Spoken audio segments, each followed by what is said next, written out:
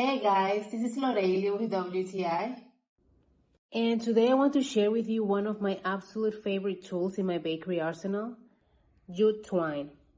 Now, let me tell you why I like using it so much.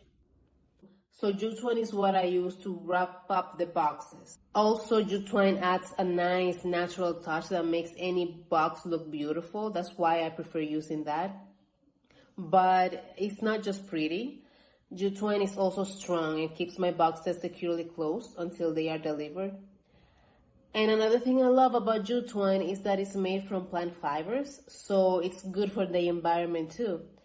I also love using it for gifts I get from my bakery, so it's like my secret touch that shows that I care. So if you want to add something special for your packages, I think you should try jute twine. You'll love it as much as I do. And this is why I really like using jute twine to make my boxes prettier, and that is my point of view.